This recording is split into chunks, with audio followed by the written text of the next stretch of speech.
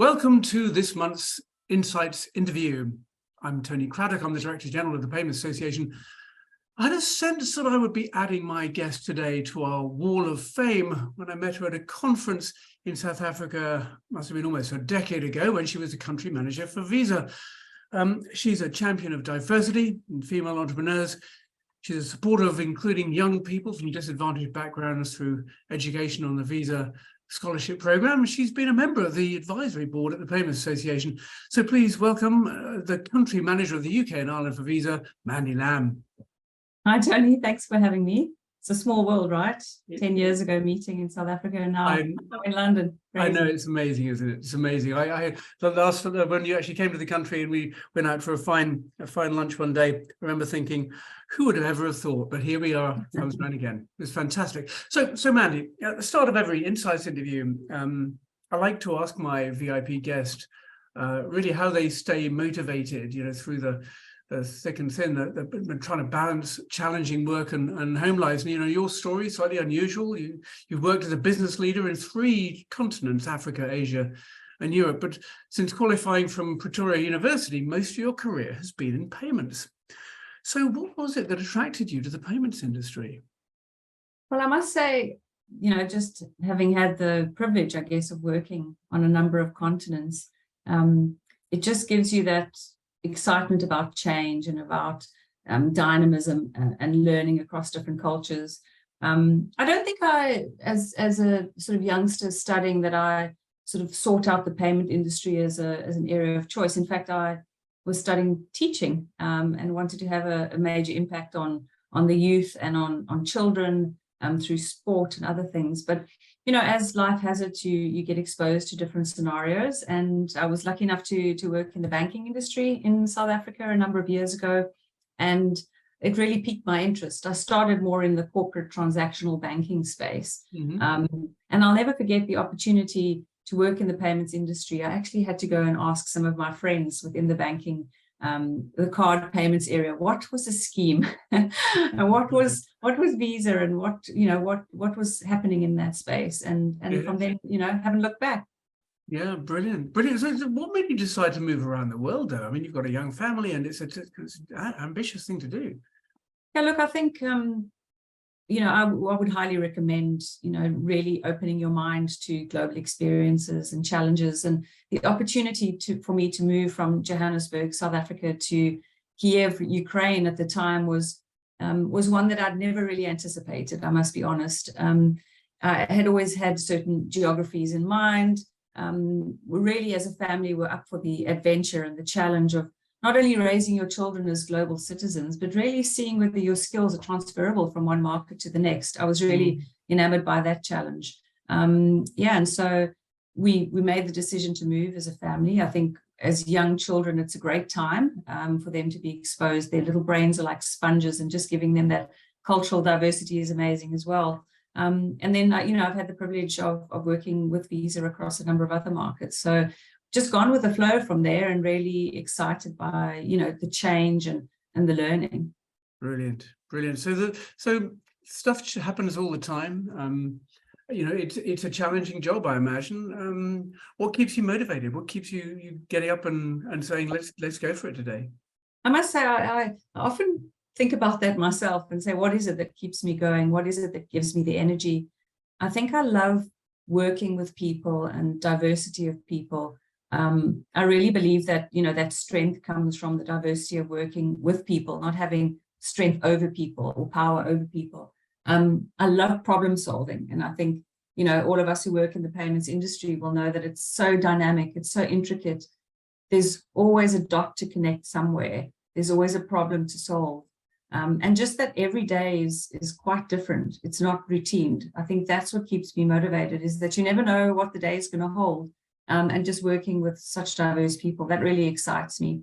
And obviously progress. And I think we work in an industry of great progress, innovation. And I think that's, just knowing that you're at the cutting edge in an industry like payments is fantastic. That really excites me.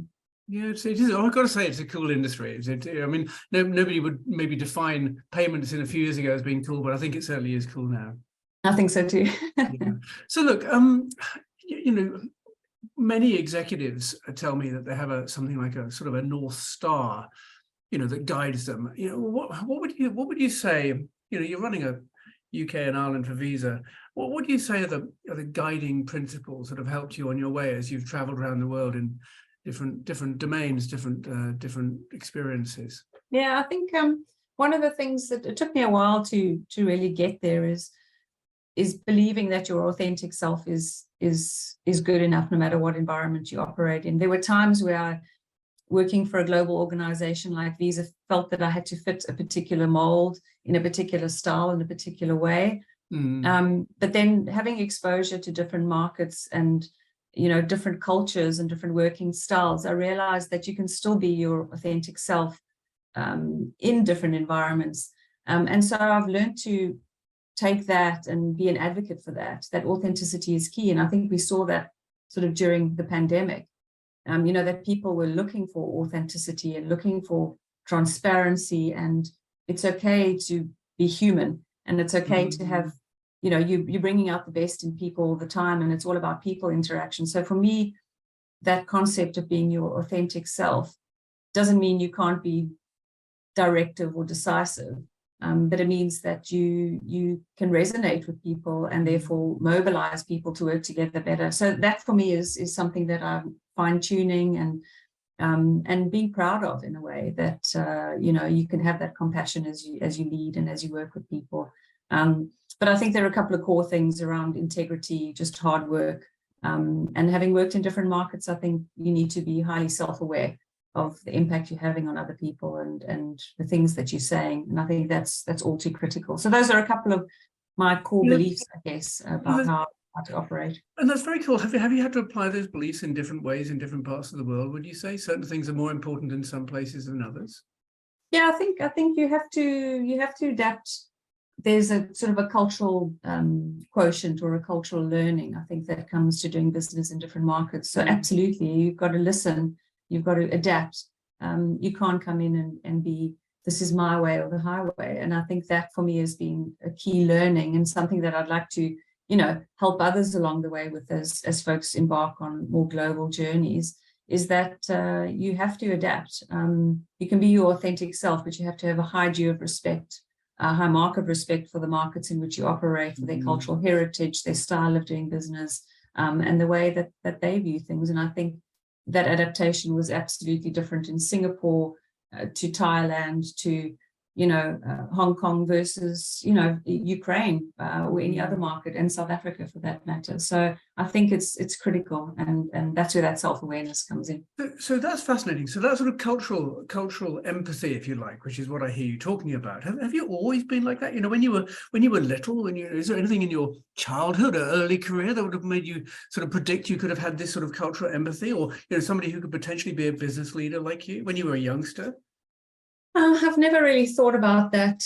I think it's about how your parents raise you in terms of being open-minded and demonstrating fairness. And I think it's a large part got to do with your upbringing. I can't pinpoint one thing in particular, but I think being, educated as a teacher as well. Every child comes into the classroom as an equal and with the ability to add the same impact and contribution. And perhaps there's something there that nurtured that mindset. I think it's very much around your parents and your upbringing, the community in which you were raised. I think that's really key. And living in South Africa, we have a lot of diversity. And perhaps there's something there, but who knows? Maybe it's there's a bit of a recipe and a mix up there. Did your mum and dad think you were going to be doing the business leadership thing in financial services? No, I don't think so. I think as a child, I was very sporty and active, and I had a real desire to want to be very much at the heart of sport, and whether it was in the form of sports management or the teaching that I was pursuing. So for them, it was surprising, I guess.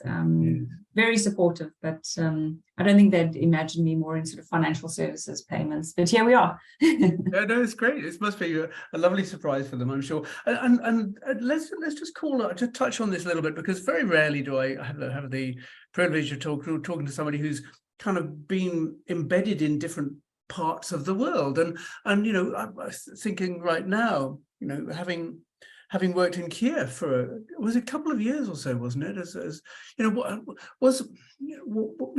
were the differences? Can you give us, particularly for the British listeners here, what's culturally important for the Brits? What's culturally important for the South Africans, Singaporeans, and Europeans in a different way? What do you have to be careful about?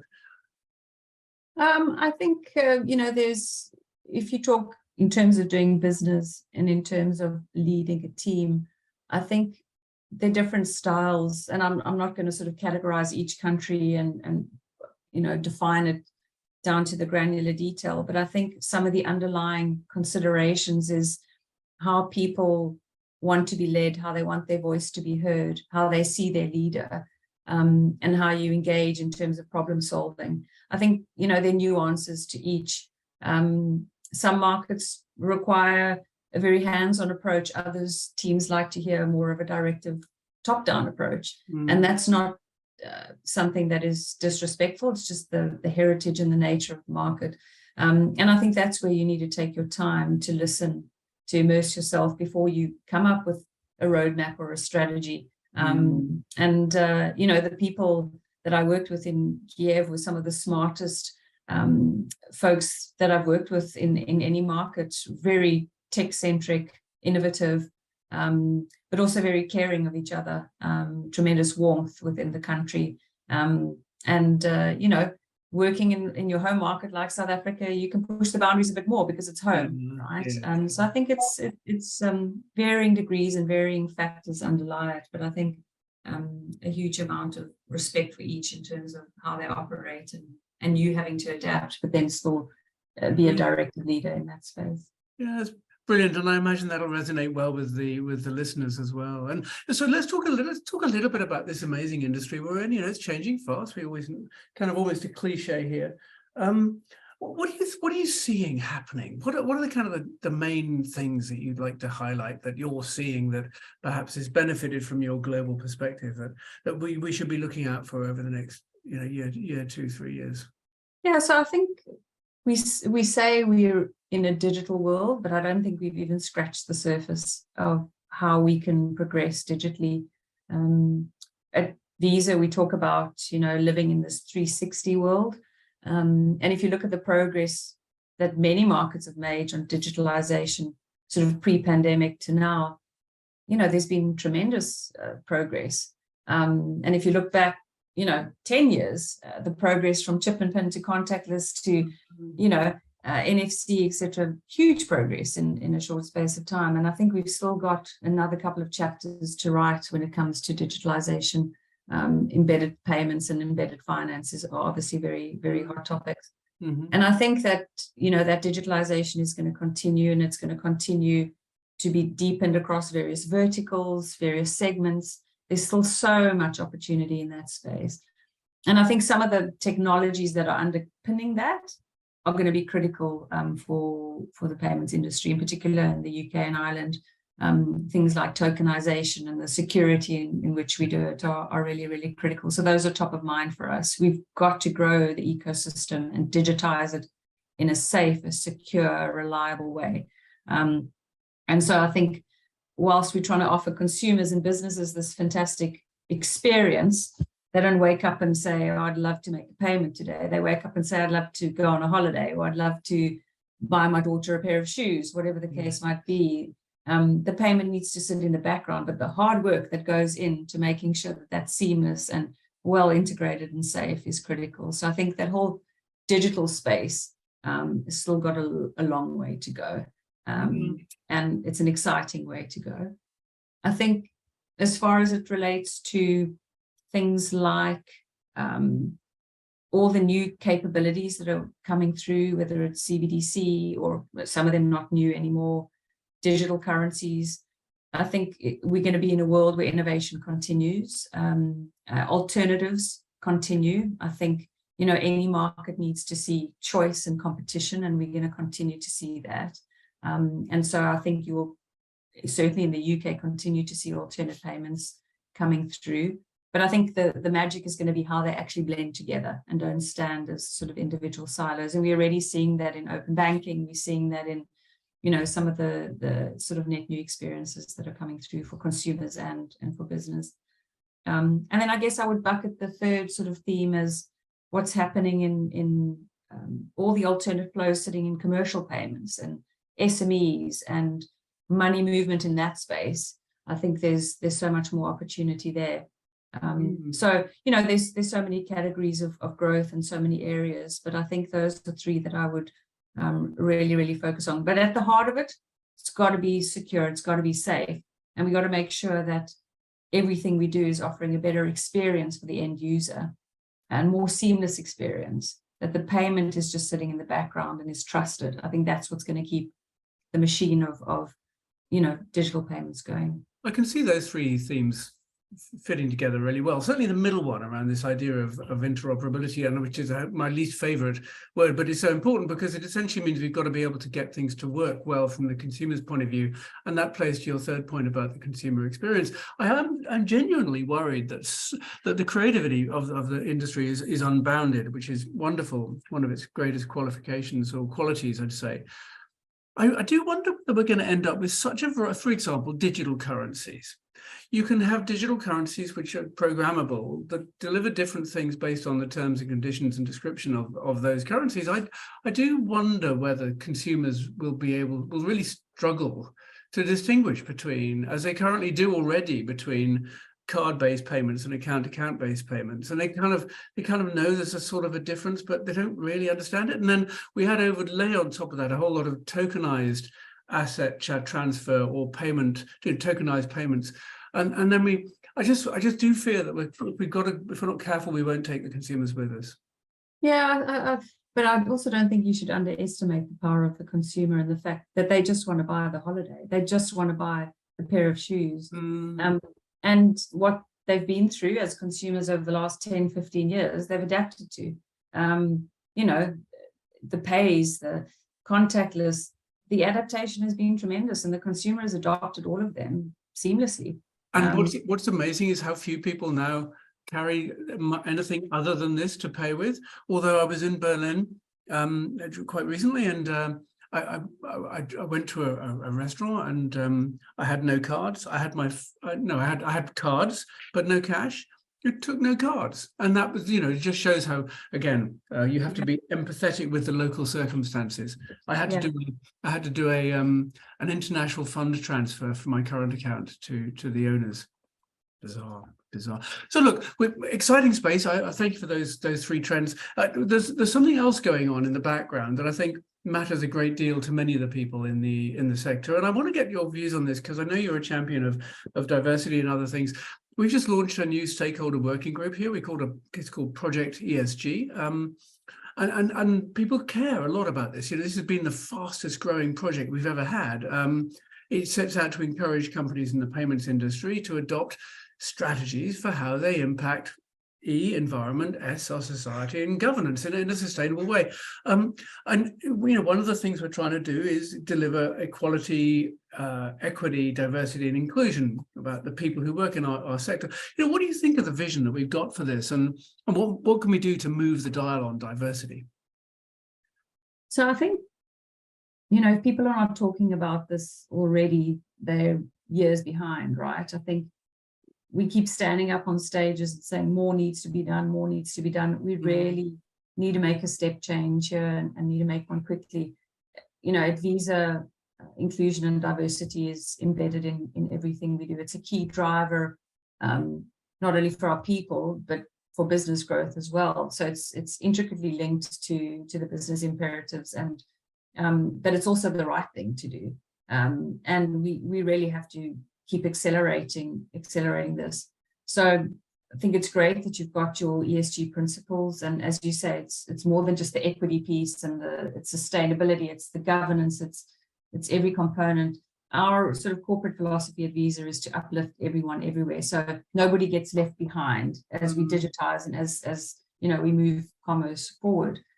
But I think just looking at day-to-day interactions in the corporate environment, there's still areas where we've got a long way to go in terms of creating that equitable baseline that everyone comes into the conversation on an equal footing, and you don't have individuals trying to feel like they've got to play catch up before their voice is heard.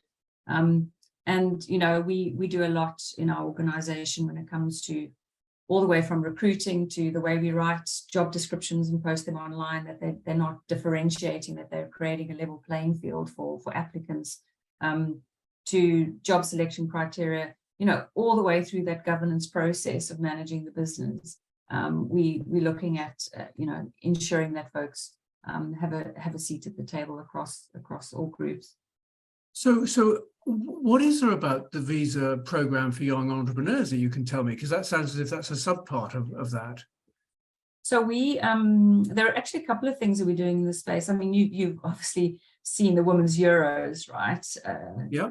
At the end of last year, we've invested significantly in women's football. Brilliant supporting trial, the best sporting event of last year, and it's actually shifted my personal enthusiasm for watching women's sport. I watch women's and support women's rugby a lot more than I did before. So it's good, you know, great to have done that. You know, good. Yeah, absolutely. And kudos to you guys for leading the way. Yeah, it was quite visionary actually of the team to invest in that, and we were sort of one of the first FIFA partners for women's football as well, which is great. You know, our story around Olympics and Paralympics, and how we're really trying to dial up the inclusion and diversity agenda there, and you know, the imperatives around that. But as you say, education is key, not only sort of financial education, but really just more inclusive education. It's a key driver for us, and something that we're investing in. As you say, we launched a scholarship program. It's in partnership with the Windsor Fellowship, and it really is supporting students and underrepresented groups, particularly from socially disadvantaged backgrounds, to really try and achieve their full potential. We have to be putting our money where our mouth is and investing. It's, as I say, it's not only critical to generating future talent, but it's critical as a business imperative, leaving no one behind as the world moves to being more digitalized.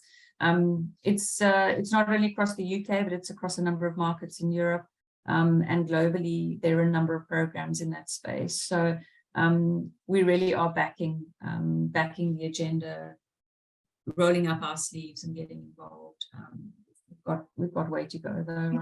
I've got to say that's really cool. I mean, your point earlier about the fact that we've been standing on stage saying that things need to be done, and I do think that, you know, you guys really put your money and your commitment where your mouths were in terms of supporting supporting the development of important sport, women's sport. You know, and when we met in South Africa, certainly, you know, we were very aware of the range of people who were included in the financial system, but the many people who weren't. I do wonder whether we've got it right, because it's almost, I sometimes am concerned that we're moving so fast to bring, you know, to the leading edge of the people at the front of the arrow. They're the ones who are benefiting from all the new and exciting stuff, but there are people at the tail of the arrow, the rear of it, that are just not being brought with us. And are we doing enough? You know, and should we be doing more? And if so, what? Yeah, I think there's more to be done. So whilst we're driving that inclusion and sustainable economies, I think small, medium enterprises are another area for us to discuss, because they're also key to financial inclusion and to bringing communities along. But that whole segment of bringing the unbanked into the sort of financial system is key. I still, and I'm not speaking visa specific, but more if I observe on a global basis, I think a lot of the programs are still too programmatic and sort of in and out, as opposed to sustainable, and truly embedded in everything that we do. Yeah. And so I think this is an area where we need to keep developing products and solutions with the unbanked in mind, or with small business in mind, as opposed to perhaps that sort of spearhead, as you say, or a particular segment of a market. We need to be thinking about diversity when we develop products. We need to be thinking about the naming of products. We need to be thinking about the behaviors in the usage, the voices that are used. Are they diverse? Are they acceptable to drive, you know, sustained change? So I think it really goes all the way down to the granularity of everything we do. And that's something that at Visa, you know, we've even abolished certain names in our sort of naming convention of technology, whitelists, blacklists. You know, Yeah. those things are so simple, Yeah. but you don't think about them. You've really got to take, you know, inclusion, diversity, all the way down to the core of what you do. But I think there is a lot more to be done on a sustained basis. Well, I think the direction of travel is right. Yeah, I think so. I think there is commitment, and I think you know, the purpose is there. It's just about continuing it on a more sustained and ongoing basis. Wonderful, inspirational as always, Mandy. Let's just close the conversation. Always sad to finish these. We kind of need a glass of Sauvignon Blanc or something to take through for the next stage. But your final top tips. You know, your kids. How old are they?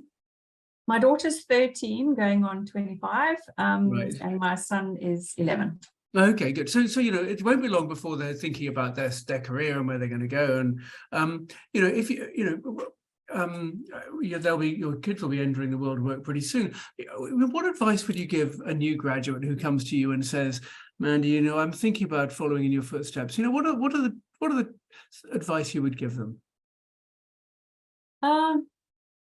Firstly, I would say trust yourself in the learning process and enjoy the journey of learning and becoming. And that learning is about, to a large degree, it's more about the self-awareness than it is the subject matter expertise at a particular point in time. Be that authentic self, keep that and retain that. Don't try and adapt and adjust. Obviously, there's circumstantial times where you have to display certain qualities in a higher or low manner, but be true to yourself. Don't necessarily chase that sort of stepping stone on rungs of a ladder, but broaden your perspective and go wide to grow your sort of portfolio of skills. And just open yourself up to new opportunities, because you never know where they can take you. So I think those would be some of my tips. I would, you know, your career is portable and it's a portfolio. Yeah. So trust yourself as you build that portfolio. That's brilliant. That's really inspiring. And I can just imagine if your kids listen to you one day on this recording, I hope they do. I hope they do. And they go, oh, hey, that's what my mum said, and I should do it themselves. I'm sure they'll be very successful, but certainly you have been, Mandy. I don't think we've seen the end of your career steps. Thank you very much indeed. It's fascinating to see. Again, you probably were not expecting to encounter me the other side of the world, and a decade later, who knows where we'll be a decade from now. Exactly. The other tip is the world is a small place and network is important and people are important, right? Yeah. But thanks for the opportunity, Tony. It's great to chat to you. It's been a pleasure. And Mandy Lamb, UK and Ireland head of Visa, many thanks. Thank you, Tony. All the best.